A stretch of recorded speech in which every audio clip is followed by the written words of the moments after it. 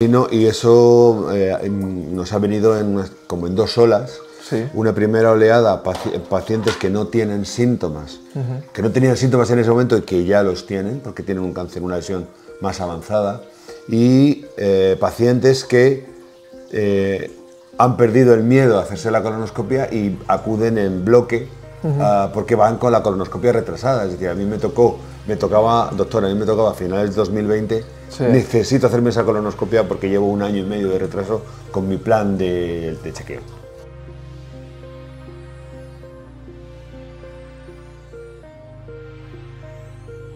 Hola, ¿qué tal? Bienvenidos a un nuevo vídeo del canal. Hoy estamos aquí con el doctor Rodríguez Muñoz.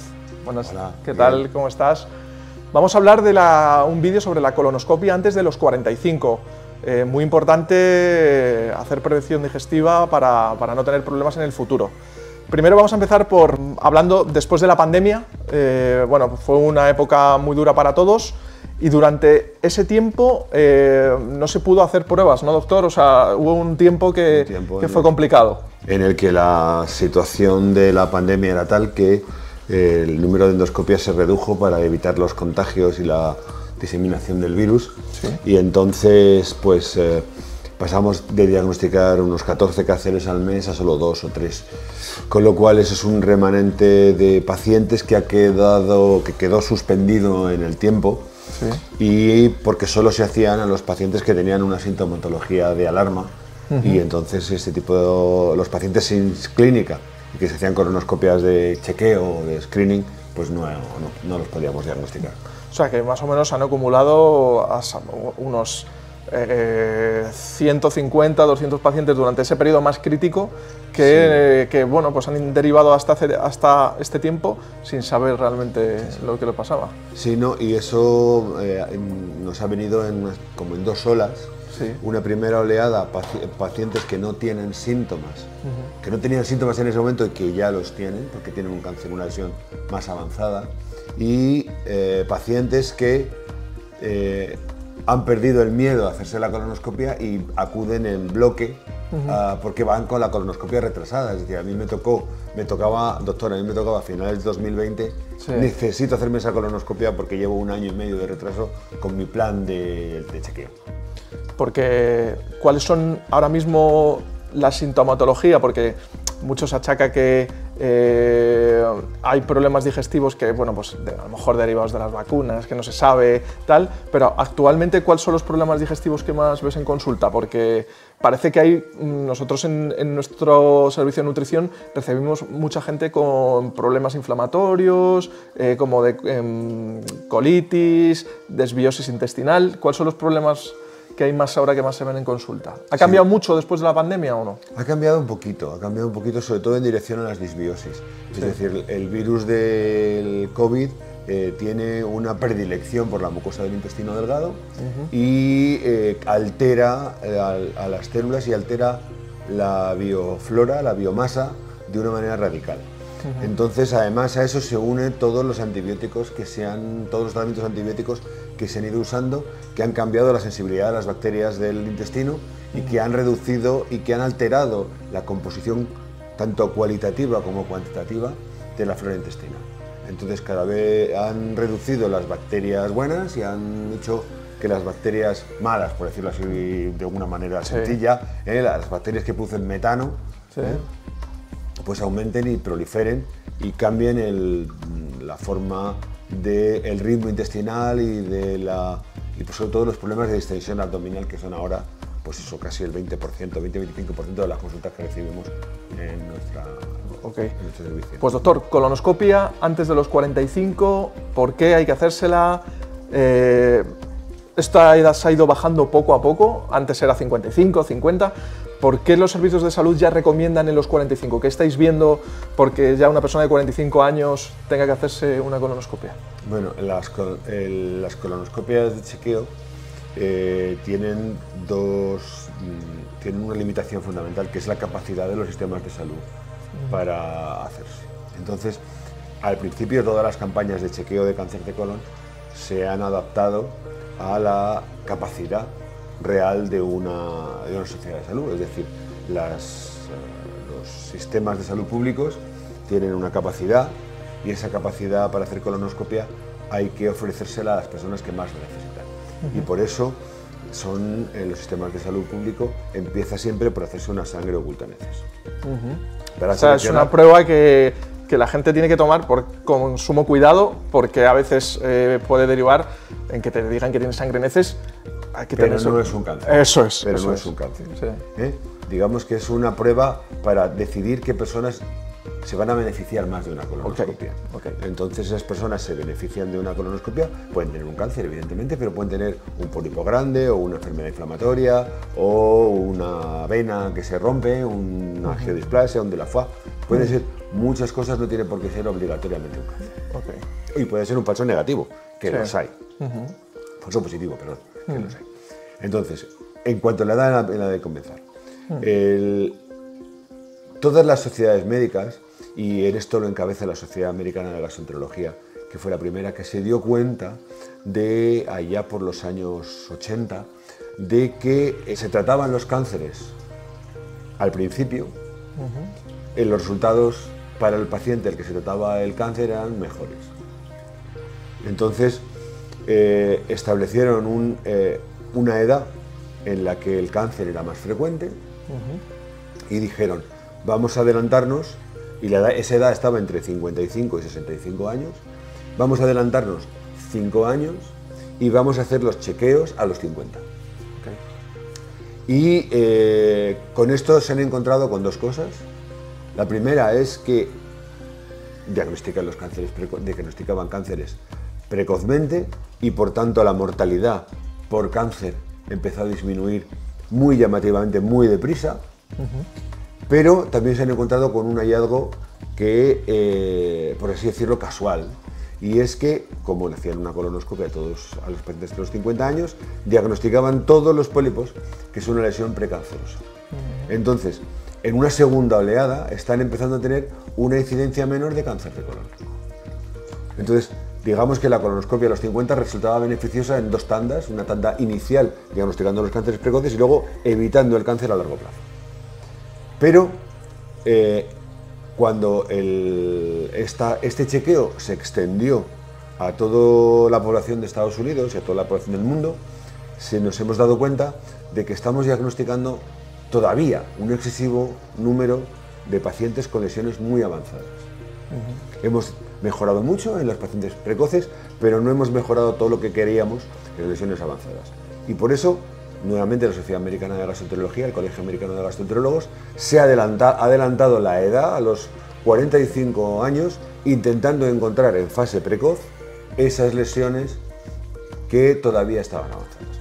Sabemos que vamos a tener, de todas maneras, un porcentaje de cánceres avanzados, sobre todo en personas jóvenes, que suelen estar asociadas a enfermedades genéticas con cáncer, pero estamos intentando evitar el cáncer y tratar las lesiones precancerosas antes de que evolucionen a lesiones más avanzadas o incluso a cáncer. ¿Y esto es recomendado en hombres y mujeres o en todo el mundo? En todo el mundo. En todo el mundo. Esto no, aquí el sexo no interviene para nada. Sí que es cierto que los hombres tienden a tener más pólipos y antes que las mujeres, pero eso no quita para que las mujeres tengan sus pólipos y tengan sus problemas de cáncer de colon igual. De hecho, el cáncer de colon, si juntamos hombres y mujeres, es el tipo de cáncer más frecuente, el segundo tipo de cáncer más frecuente en el mundo, porque el primer tipo de cáncer más frecuente en el mundo es el hepatocarcinoma, por la cantidad de hepatocarcinoma que tienen los países orientales. Estábamos hablando de los pólipos, aquí os dejamos unas noticias que hemos visto últimamente sobre que la cantidad de pólipos que se están encontrando en personas en exploraciones están subiendo mucho.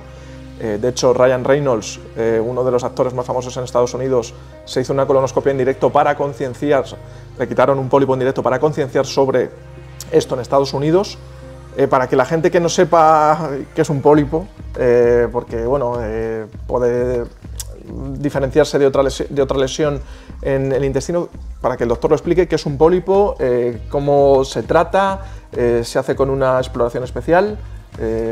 Sí, para que me vamos a cuentes ver. un poquito. El pólipo es una lesión en la que las células normales del colon proliferan. Y entonces esas células normales, si siguen teniendo unas características más o menos normales, generan lo que se llama un pólipo hiperplásico, que es una elevación de la mucosa del colon, una sobreelevación de la mucosa del colon, que hace como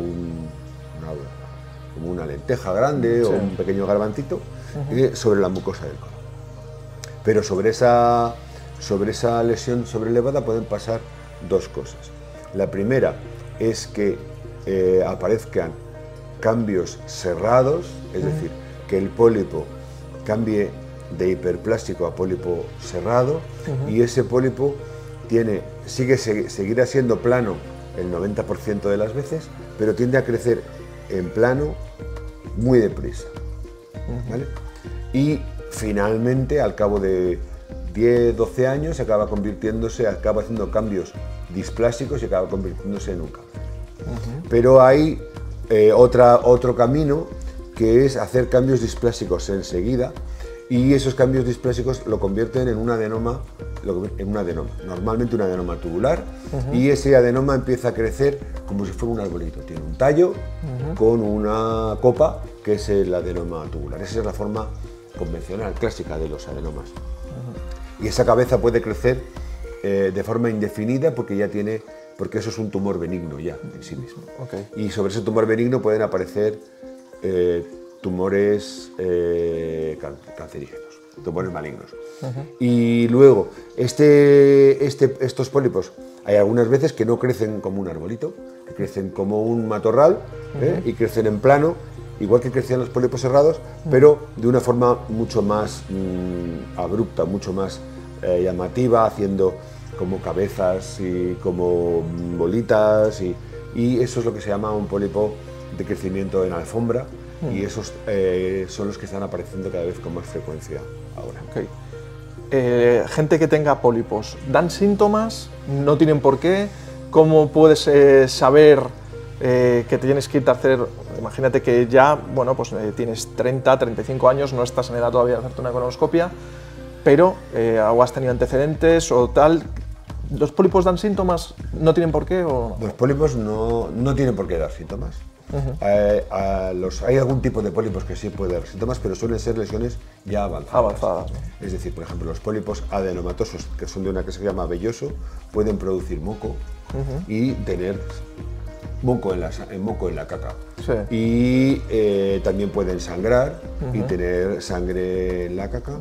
Y también pueden producir pequeñas alteraciones hormonales que te den diarrea o que te den cambios de humor, porque los pólipos vellosos es un tejido neoplásico muy avanzado, todavía no tienen por qué ser malignos, pero están ya muy cerca de ser. Ya. Ok. Dentro de esto, de estos pólipos que van apareciendo, quitando la parte genética, hay un componente muy alto que es la alimentación. Comemos fatal, ¿no? Sí. En general, ¿qué recomendaciones o por lo que ves tú en consulta podemos hacer hacia qué alimentación, tipo de ejercicio, también el estrés que lo causa absolutamente todo ahora mismo, hacia dónde, qué recomendaciones como médico puedes dar de cara a tener una microbiota y un sistema digestivo en óptimas condiciones? Bueno, básicamente hay dos líneas que hay que mantener para tener una alimentación correcta, y es procurar evitar los ultraprocesados. Hay que evitar todos los alimentos que tengan colorantes, conservantes, todo ese tipo de cosas, y porque sirve también para evitar los problemas gástricos, pero también los problemas de colon. En teoría, las personas que comen muchísima carne roja o muchísima grasa tienen con más frecuencia pólipos y cáncer, de forma que la recomendación no es no comer carne roja, es comer raciones un poquito más pequeñas y de una forma más racional. Las personas que comen poca fibra tienen más cáncer de colon que las que no lo tienen. Pero aquí hay una cosa importante, tiene que ser fibra de origen natural, es decir, beneficio. Es mucho mejor comerse 2 manzanas que tomarse un cuarto de fibra de esa de sintética, de herbolario o de farmacia. Es mejor comerse un kiwi. No hay que, ¿vale?